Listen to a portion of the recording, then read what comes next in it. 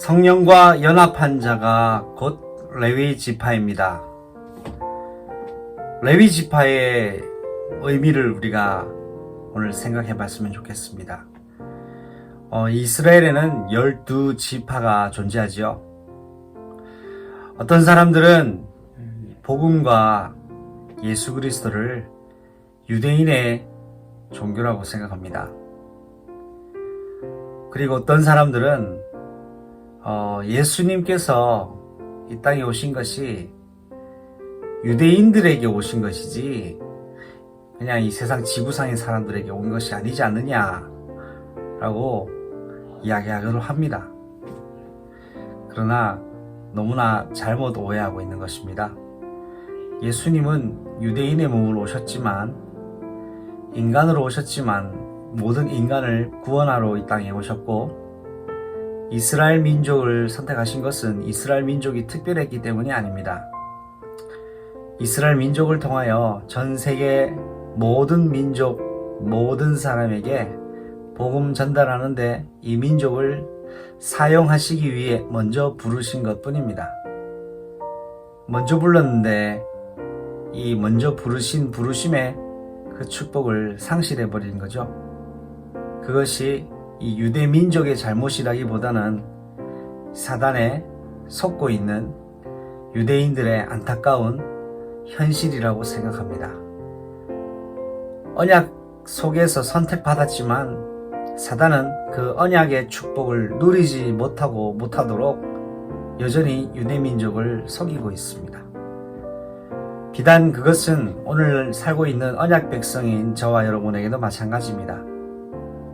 정말 망할 수 없는 존재로 구원받았는데 그럼에도 불구하고 여전히 어둠 속에 흑암 혼돈 공허 속에 어쩌면 방황하고 있는지도 모르겠습니다. 그러나 이 흑암 혼돈 공허에서 벗어날 수 있는 유일한 방법을 우리는 알고 있습니다. 오늘도 그 유일한 방법 대신 예수님의 이름이 저와 여러분의 증거가 되기를 바라고 흑암 혼돈 공허를 무너뜨리는 최고의 날이 되시길 바랍니다. 오늘 첫 번째입니다. 이번 주 강단 메시지에서 확인한 것처럼 레위 지파 사람들을 우리가 조금 생각해 봐야 되겠습니다. 레위라는 뜻은 연합한 자, 연합된 자라는 의미를 가지고 있습니다. 창세기 29장 23절에 야곱의 아내 레아가 그 남편의 사랑을 받고자 이제 오늘 내가 남편과 함께 연합하리로다 라는 의미를 가지고 그 아들을 낳은 이름이 바로 레위였는데요.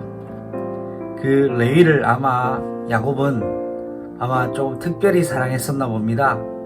그 때문에 아들 이름을 레아가 레이로 지었을 때 이제 남편이 나만 바라볼 것이다 라는 그런 소망 담긴 이름을 레위라는 이름으로 주었으니까요. 그러나 하나님께서는 절대적 주권 속에 하나님의 영원한 계획 속에 특별히 속죄를 담당할 제사장 지파로 레위를 선택하셨고 레위 지파를 사용하셨습니다.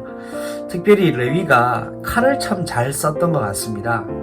여러분 잘 알고 계시듯이 시므온과 레위는 자신의 여동생 딥나가 강간당하는 것을 알고는 바로 칼을 들고 그 세겜족을 완전 절멸시켜버리죠. 우스갯소리입니다만 이 레위라는 사람은 칼을 참 잘 잡았던 것 같습니다.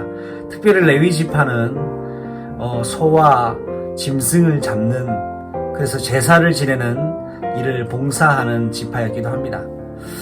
그러나 이런 내용적인 부분보다 더 중요한 것은 바로 레위 지파 사람들이 중요한 성막과 성전 봉사 그리고 백성을 대신한 속죄제 업무를 감당했다라는 것은 가장 중요한 이야기라 할 수 있습니다. 이 레위 지파를 통해서 오늘 저와 여러분이 붙잡아야 될 내용은 바로 하나님과 연합된 자가 되어야 된다는 것입니다. 우리는 하나님과 원수되었습니다. 그러나 그리스도의 십자가로 그리스도로 말미암아 하나님과 연합할 수 있게 된 자가 됐습니다. 레위 지파에게는 하나님이 특별히 분깃이나 땅을 주지 않았습니다. 왜냐? 하나님이 그들의 기업이 되시고 땅이 되셨기 때문이죠. 오늘 그리스도로 말미암아 영적 레위 지파로 부름받은 우리는, 우리의 배경은 바로 하나님이십니다. 하나님이 여러분의 오늘 배경 되신다는 것을 기억하시기를 바랍니다. 두 번째입니다. 출애굽기 2장 1절로 10절에는 이제 출애굽 시대의 주역이자 지도자인 모세를 출생하는 내용이 참 잘 나와 있는데, 모세 출생 이전에 약간 강조하는 듯한 내용이 있습니다. 바로 레위 남자가 레위 여자에게 장가를 들어갔다라는 내용입니다. 이 부분에서 우리가 조금 생각해 봐야 될 것은, 레위 남자와 레위 여자가, 레위 지파가 사실 영적인 금수저라는 의미만을 얘기하는 것은 아닙니다. 레위 지파와 레위 여자, 레위 남자와 레위 여자, 우리는 레위 남자와 레위 여자입니까? 우리 그런 의미를 얘기하는 것이 아니라, 이렇게 이해를 하고 이렇게 적용하면 참 좋겠습니다. 그리고 그렇게 적용하는 것이 저는 맞다고 봅니다. 무엇이냐? 복음의 가치를 알고 있는 남자와 이 복음의 가치를 알고 있는 여자, 언약의 가치가 심장에 새겨진 남자와 그리스도의 언약의 가치가 심장에 새겨진 그 여자, 바로 그 사람이 저는 레위 남자요 레위 여자라고 생각합니다. 그런데 특별히 모세가, 그의 아버지가 레위 남자였고 레위 여자였다는 데는 바로 이 정확한 복음을 알고 있었던 부모님이었다는 것이죠. 어리시 레위 남자와 레위 여자는 어려서부터, 태어나면서부터 자기가 결정한 건 아니지만 그 레위의 후손으로 태어났습니다. 그 레위 지파로서의 후손으로서 그들이 어릴 때부터 배운 것, 어릴 때부터 들은 것, 어릴 때부터 겪은 것들이 있을 겁니다. 이유야 어찌되었든 간에 언약과 그 내용과 더불어 하나님이 누구이신가를 분명히 전달받았을 겁니다. 레위 남자가 이방 여자와 결혼했지 않고 레위 여자랑 결혼했다는 의미는 이렇게 이해를 하셔야 되겠습니다. 어릴 때부터 보고 느끼고 생각하고 했던 문화 환경이 바로 복음적 문화 환경에서 자랐다라는 것이죠.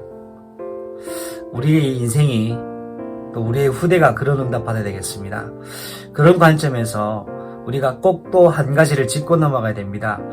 이 세상에 존재하고 있는 많은 사람들, 70억 이상의 인구들이 가장 인생의 중요한 타이밍이 언제냐?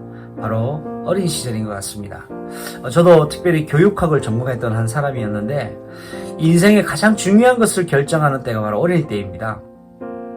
어릴 때 무엇이 전달되어지고 어릴 때 무엇이 각인되어지느냐, 이 어릴 때 무엇이 삶의 체질화되어지기 시작하느냐는 일평생을 주장한다고 해도, 영향 준다고 해도 과언이 아닙니다.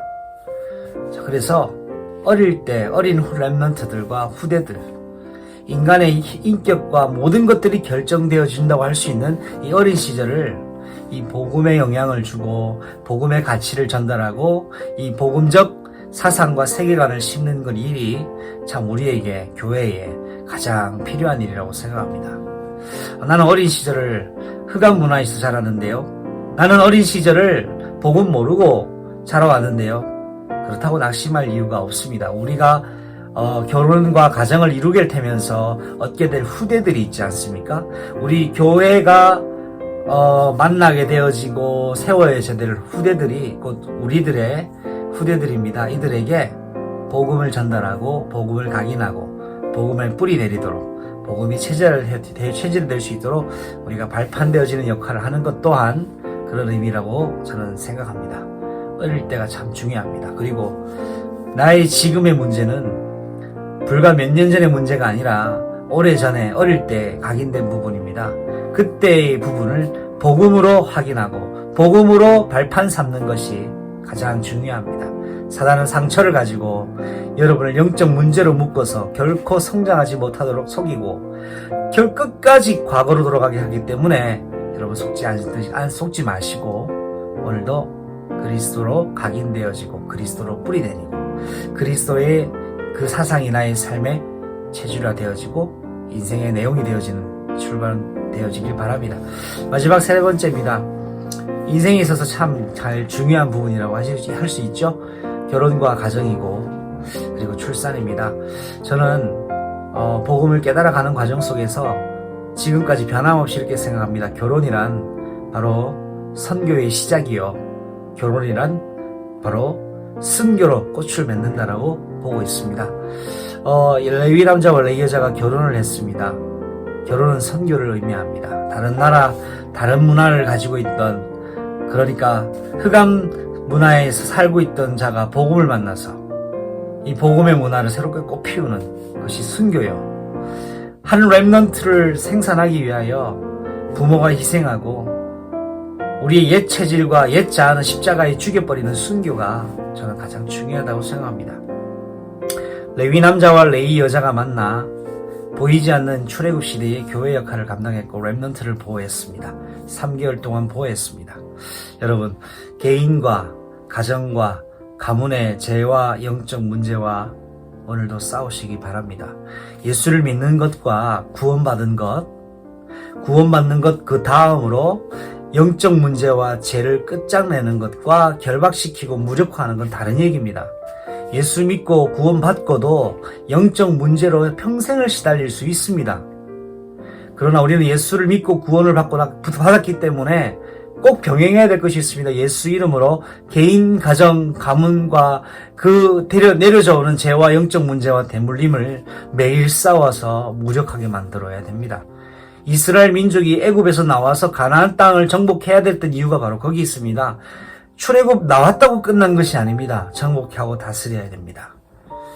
개인, 가정, 가문의 죄와 영적 문제를 두고 오늘도 예수 이름으로 싸워 이기는 그런 날 되시기를, 그리하여 성령과 연합하여 영적 레위 지파, 제사장 지파, 제사장의 정체성을 오늘도 회복하기를 바랍니다.